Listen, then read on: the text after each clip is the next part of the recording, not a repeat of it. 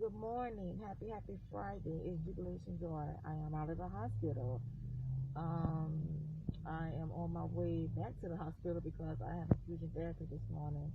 It's crazy. They could have just kept me another night, and since I had to get up early this morning to come and do that, but they released it. So my mom is now coming out of the gas station right there, and they're on my way there. Well, okay, now I have officially made it to my appointment this Friday morning for my infusion therapy. As you can see in this part here, I am not feeling well. I am not feeling good. Like I said in the beginning of the video, I wish that they would have just allowed me to stay there. The rest of the night, instead of sending me home where I was still not feeling well, knowing that I had to get up very early the next day to come in and do infusion therapy. As you can see here that my pump is there and they're pumping the fluids into me because of the tremendous dehydration issues that I deal with. I can eat. Sometimes I can hold food down. Other times the food that really comes to gastroparesis is a true monster. No matter how much liquids I drink, as I said before, water, no matter what, it just does not stay in my system, which causes me to have the severe dehydration, which is a very huge problem. So I am trying my best to try to stay hydrated as much as possible. That's the reason why we're doing the fluids at this time here. Um, I'm just tremendously exhausted. I am so overwhelmed with the struggles that I have been dealing with fighting this disease. While I was in the hospital, they tried their best to try to see where to go on with me, but they were struggling to try to figure out anything to try to help me. That's why they said, well, we're just going to send you home and then you could just follow up the best way you can with your neurologist. And my neurologist, he did not want to give me any kind of steroids just in case, even if a little bit. He did not want to do that if there was not a flare.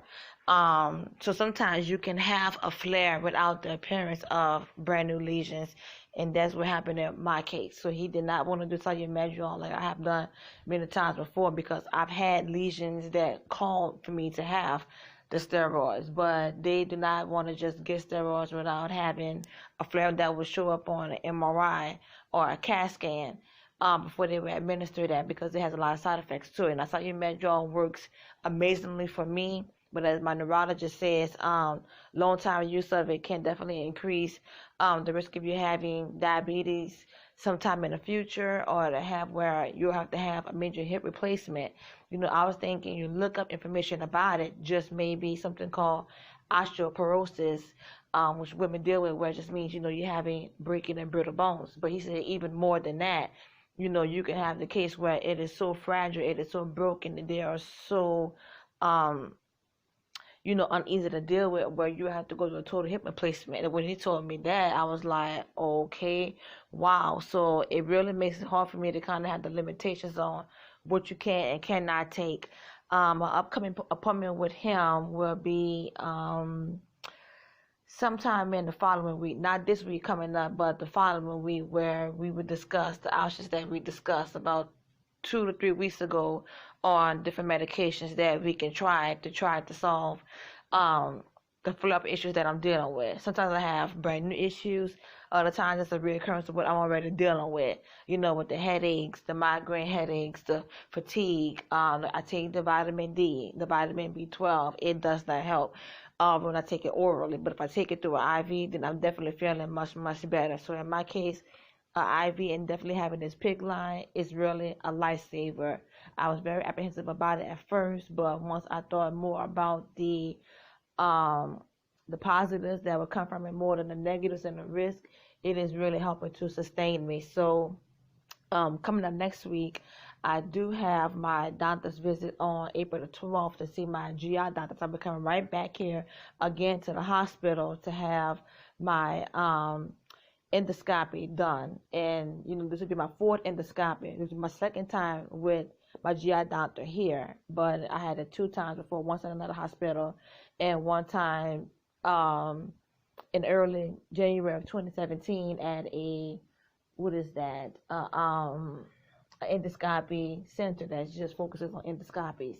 Um, and they're the ones that originally found out that I had gastroparesis, that had this whole ordeal start where my PCP originally seen that I was losing weight and was just very sick, and how everything was just really just falling apart for me. So she set that meeting up for me to have the endoscopy done, and then things kind of just went down here from there with having so many doctors and doctor that I had before. He's now leaving to go to Johns Hopkins Hospital. I don't exactly know which state, but he's leaving sometime in July. So way before that, I was transferred to go to another hospital to have another GI doctor here. My mom is sitting here making me laugh and smile to try to give me some kind of relief.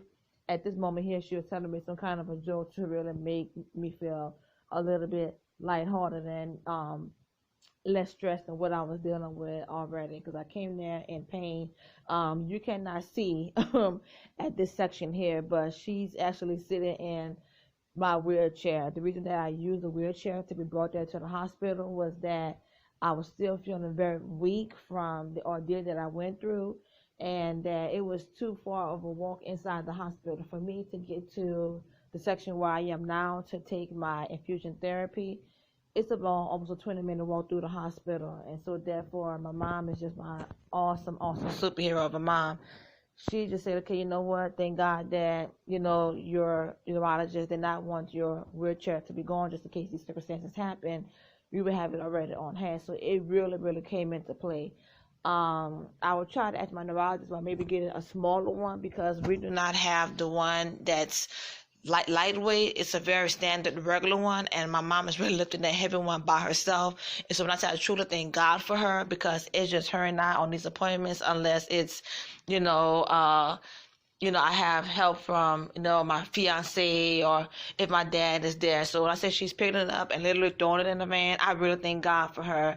And she just really just sitting here making me laugh and smile and just to not feel stressed and overwhelmed and aggravated. And when you go to situations like this here, it's just great to have somebody to take your mind off of your, daily life and daily frustrations and aggravations of knowing what you're going to face in the days to come. Also have another appointment coming up, which would be for the baby appointment. And then, no, I am not pregnant, but my fiance and I are discussing, pregnancy sometime after marriage.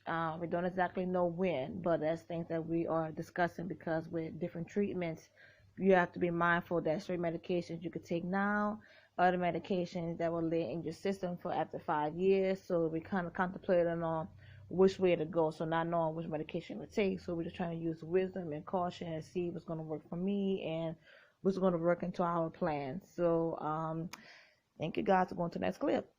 Okay. You're on 10 and we're on 11.30 right now, so that may be it. And then you're also on your phone, you have 0. On your phone, they require you to have at least 2 gigs available. Do you have any videos or pictures that you